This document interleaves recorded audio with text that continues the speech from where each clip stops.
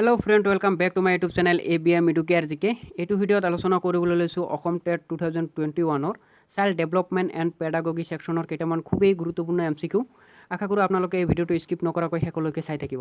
আৰু যিসকল বন্ধুৱে মোৰ এই চেনেলত নতুন অনুগ্ৰহ কৰি মোৰ চেনেলটো ছাবস্ক্ৰাইব কৰি ল'ব আৰু বন্ধুবৰ্গৰ লগত শ্বেয়াৰ কৰিব। আৰু আপোনালোকৰ স্ক'ৰসমূহ কমেণ্ট বক্সত জনাবলৈ নাপাহৰিব। বলক দেৰি নকৰি আজিৰ এই ভিডিঅ'টোৰ প্ৰথমটো কুৱেশ্যনলৈ আগবাঢ়ো। যেহেতু আগৰ ভিডিঅ'সমূহত কুৱেশ্যন নম্বৰ 125 লৈকে আলোচনা কৰিছোঁ, যিসকল বন্ধুৱে সেই ভিডিঅ'সমূহ চোৱা নাই এইটো ভিডিঅ'ৰ ডিছক্ৰিপশ্যনত লিংক দিয়া থাকিব, আপোনালোকে তালৈ গৈ সেই ভিডিঅ'সমূহ চাব পাৰিব। এইটো ভিডিঅ'ত আলোচনা কৰিবলৈ লৈছোঁ কুৱেশ্যন নম্বৰ 126 পৰা। শিশুকেন্দ্ৰিক শিক্ষা ব্যৱস্থাত শিক্ষাৰ্থীক অপশ্যন এ পাঠ্যক্ৰমৰ বোজা জাপি দিয়া, অপশ্যন বি নিজৰ ইচ্ছামতে শিকিবলৈ দিয়া, অপশ্যন চি শিক্ষকৰ ইচ্ছামতে শিক্ষা প্ৰদান কৰা, অপশ্যন ডি ওপৰৰ এটাও নহয়। আমি যদি শুদ্ধ এনচাৰটো চাওঁ, শুদ্ধ এনচাৰটো হ'ল অপশ্যন বি, নিজৰ ইচ্ছামতে শিকিবলৈ দিয়া। শিশুকেন্দ্ৰিক যি শিক্ষা ব্যৱস্থা আছে অৰ্থাৎ চাইল্ড চেণ্টাৰ এডুকেশ্যনত শিশুসকলক তেওঁলোকৰ নিজৰ ইচ্ছামতে বা নিজৰ ইণ্টাৰেষ্টৰ ওপৰত গুৰুত্ব প্ৰদান কৰি তেওঁলোকক শিকিবলৈ সুবিধা প্ৰদান কৰা হয়। নেক্সট কুৱেশ্যনলৈ আগবাঢ়িছোঁ। কুৱেশ্যন নম্বৰ 127, শিক্ষাদানৰ বক্তৃতা পদ্ধতি হ'ল সম্পূৰ্ণ অপশ্যন এ শিশুকেন্দ্ৰিক, অপশ্যন বি শিক্ষককেন্দ্ৰিক, অপশ্যন চি সমাজকেন্দ্ৰিক, অপশ্যন ডি ওপৰৰ এটাও নহয়। আমি যদি শুদ্ধ এনচাৰটো চাওঁ, শুদ্ধ এনচাৰটো হ'ল অপশ্যন বি শিক্ষককেন্দ্ৰিক। শিক্ষাদানৰ যি বক্তৃতা পদ্ধতি আছে অৰ্থাৎ লেকচাৰ মেথড আছে, সেই লেকচাৰ মেথডটো সম্পূৰ্ণভাৱে শিক্ষককেন্দ্ৰিক। নেক্সট কুৱেশ্যনলৈ আগবাঢ়িছোঁ। কুৱেশ্যন নম্বৰ 128, শিক্ষাদান আৰু শিক্ষা গ্ৰহণ প্ৰক্ৰিয়াক অভিহিত কৰা হয়। অপশ্যন এ বিনিময় প্ৰক্ৰিয়া, অপশ্যন বি আনন্দদায়ক প্ৰক্ৰিয়া, অপশ্যন চি বিৰক্তিকৰ প্ৰক্ৰিয়া, অপশ্যন ডি ওপৰৰ এটাও নহয়। আমি যদি শুদ্ধ এনচাৰটো চাওঁ, শুদ্ধ এনচাৰটো হ'ল অপশ্যন এ বিনিময় প্ৰক্ৰিয়া। শিক্ষাদান আৰু শিক্ষা গ্ৰহণটো হ'ল এটা বিনিময় প্ৰক্ৰিয়া, মনত ৰাখিব। নেক্সট কুৱেশ্যনলৈ আগবাঢ়িছোঁ। কুৱেশ্যন নম্বৰ 129, এজন অন্ধ শিশু সুন্দৰভাৱে গান গাব পাৰে।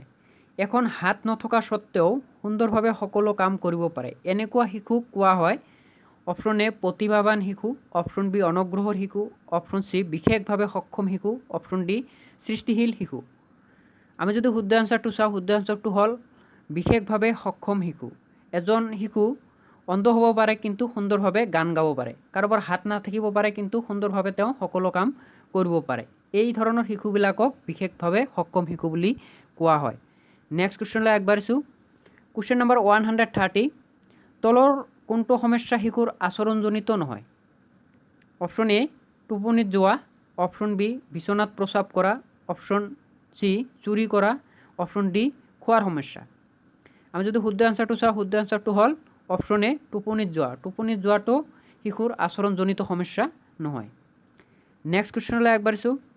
কুৱেশ্যন নম্বৰ 131, তলত দিয়া কোনটো শিক্ষকৰ গুণ নহয়?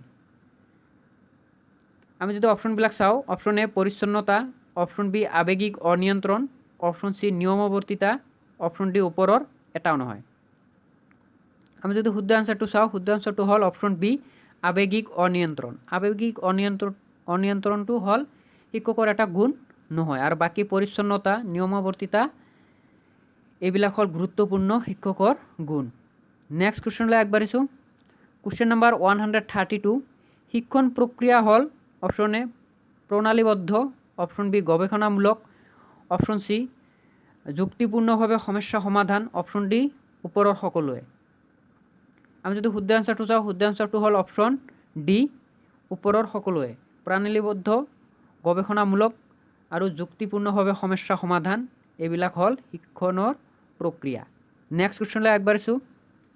কুৱেশ্যন নম্বৰ 133, প্ৰদৰ্শনমূলক শিক্ষণৰ মূল ভিত্তি হ'ল ইয়াত শিক্ষাৰ্থীসকল অপশ্যন এ কামৰ মাধ্যমত শিক্ষাৰ সুযোগ লাভ কৰে, অপশ্যন বি প্ৰকল্পৰ জৰিয়তে শিক্ষাৰ সুযোগ লাভ কৰে, অপশ্যন ডি খেলাৰ মাধ্যমত শিক্ষাৰ সুযোগ লাভ কৰে, অপশ্যন ডি ওপৰৰ এটাও নহয়। আমি যদি শুদ্ধ এনচাৰটো চাওঁ, শুদ্ধ এনচাৰটো হ'ল অপশ্যন এ কামৰ মাধ্যমত শিক্ষাৰ সুযোগ লাভ কৰে, যিটো প্ৰদৰ্শনমূলক শিক্ষণ পদ্ধতি হয়।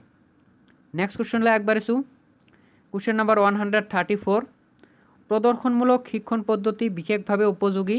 অপশ্যন এ মাতৃভাষা শিক্ষণত, অপশ্যন বি সমাজ বিজ্ঞান শিক্ষণত, অপশ্যন ডি বিজ্ঞান শিক্ষণত, অপশ্যন চি বিজ্ঞান শিক্ষণত, অপশ্যন ডি সাধাৰণ জ্ঞান শিক্ষণত। আমি যদি শুদ্ধ আনসাৰটো চাওঁ, শুদ্ধ আনসাৰটো হ'ল অপশ্যন চি, বিজ্ঞান শিক্ষণত। প্ৰদৰ্শনমূলক যি শিক্ষণ পদ্ধতি আছে সেই পদ্ধতিটো বিজ্ঞান শিক্ষণত বিশেষভাৱে উপযোগী। নেক্সট কুৱেশ্যনলৈ আগবাঢ়িছোঁ। কুৱেশ্যন নম্বৰ 135, যি শিক্ষণ পদ্ধতিত শিক্ষাৰ্থীয়ে যিকোনো শিক্ষা নিজৰ প্ৰত্যক্ষ অভিজ্ঞতাৰ জৰিয়তে শিকে তাক কি বুলি কোৱা হয়?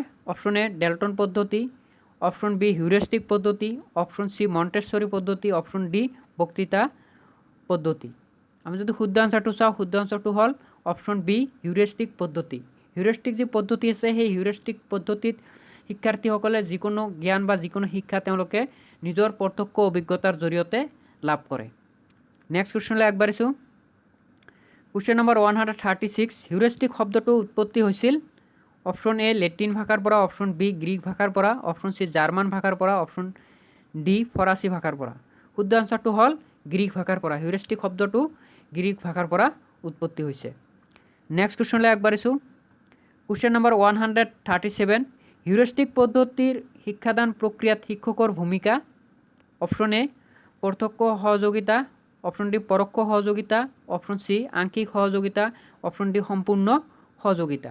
আমি যদি শুদ্ধ আনসাৰটো চাওঁ, শুদ্ধ আনসাৰটো হ'ল আংশিক সহযোগিতা। হিউৰিষ্টিক পদ্ধতিত যি শিক্ষাদান কৰা হয় তাৰ শিক্ষকৰ ভূমিকা হয় আংশিক সহযোগিতা। কাৰণ হিউৰিষ্টিক পদ্ধতিত শিক্ষাৰ্থীসকলে নিজৰ অভিজ্ঞতা নিজেই লাভ কৰে বা নিজৰ অভিজ্ঞতা বা নিজৰ শিক্ষা নিজৰ অভিজ্ঞতাৰ জৰিয়তে তেওঁলোকে লাভ কৰে। নেক্সট কুৱেশ্যনলৈ আগবাঢ়িছোঁ। কুৱেশ্যন নম্বৰ 138, হিউৰিষ্টিক শব্দটো ডেছ শব্দৰ পৰা উৎপত্তি হৈছে। অপশ্যন এ ৰিস্কো, অপশ্যন বি হিউৰিস্কো, অপশ্যন বি হিউৰিক্স আৰু অপশ্যন ডি ডিস্কভাৰ। আমি যদি শুদ্ধ আনসাৰটো চাওঁ, শুদ্ধ আনসাৰটো হ'ল অপশ্যন বি হিউৰিস্কো। হিউৰিস্কো শব্দৰ পৰা হিউৰিষ্টিক শব্দটো উৎপত্তি হৈছে। নেক্সট কুৱেশ্যনলৈ আগবাঢ়িছোঁ। কুৱেশ্যন নম্বৰ 139, ইনক্লুচিভ এডুকেশ্যন অৰ্থাৎ অন্তৰ্ভুক্তিমূলক শিক্ষা সমমৰ্যাদা আৰু সমমূল্য প্ৰদান কৰে। অপশ্যন এ বিশেষভাৱে সক্ষমসকলক, অপশ্যন বি শ্ৰৱণ অক্ষমসকলক, অপশ্যন চি বাক অক্ষমসকলক, অপশ্যন ডি সকলো প্ৰকাৰ শিক্ষাৰ্থীক। আমি যদি শুদ্ধ আনসাৰটো চাওঁ, শুদ্ধ আনসাৰটো হ'ল অপশ্যন ডি সকলো প্ৰকাৰ শিক্ষাৰ্থীক। ইনক্লুচিভ এডুকেশ্যন যিটো হয় সেই ইনক্লুচিভ এডুকেশ্যনত সকলো ধৰণৰ শিক্ষাৰ্থীকে সামৰি লোৱা হয়। নেক্সট কুৱেশ্যনলৈ আগবাঢ়িছোঁ অৰ্থাৎ লাষ্ট কুৱেশ্যন। কুৱেশ্যন নম্বৰ 140, তলত দিয়া কোনটো ইনক্লুচিভ এডুকেশ্যনৰ নীতি নহয়? অপশ্যন এ কঠোৰ অনুশাসন, অপশ্যন বি ব্যক্তি পাৰ্থক্য, অপশ্যন চি শিশুসুলভ মূল্যায়ন, অপশ্যন ডি ওপৰৰ এটাও নহয়। আমি যদি শুদ্ধ আনসাৰটো চাওঁ, শুদ্ধ আনসাৰটো হ'ল কঠোৰ অনুশাসন। কঠোৰ অনুশাসনটো ইনক্লুচিভ এডুকেশ্যনৰ নীতি নহয়। বাকী ব্যক্তি পাৰ্থক্য যিটো ইণ্ডিভিজুৱেল ডিফাৰেঞ্চটো এজন শিক্ষক হিচাপে শিক্ষকক জানিব লাগে ব্যক্তি পাৰ্থক্যৰ বিষয়ে। আৰু শিশুসুলভ মূল্যায়ন সেইটো এটা ইনক্লুচিভ এডুকেশ্যনৰ নীতি হয়। বন্ধুসকল, আশা কৰোঁ এই ভিডিঅ'টোৰ যোগেদি আপোনালোকৰ আগন্তুক হ'ব লগা যি টেট এক্সাম আছে সেই এক্সামত বিশেষভাৱে সহায়ক হ'ব। যদি মোৰ এই ভিডিঅ'টো আপোনালোকে অলপ হ'লেও ভাল পাইছে তেতিয়াহ'লে মোৰ এই চেনেলটো আপোনালোকে ছাবস্ক্ৰাইব কৰিব, লাইক কৰিব, শ্বেয়াৰ কৰিব আৰু আগন্তুক ভিডিঅ'ৰ নটিফিকেশ্যনসমূহ পাই থাকিবলৈ কাষত থকা বেল আইকনত প্ৰেছ কৰি নটিফিকেশ্যন অল কৰি ৰাখিব। Thank U.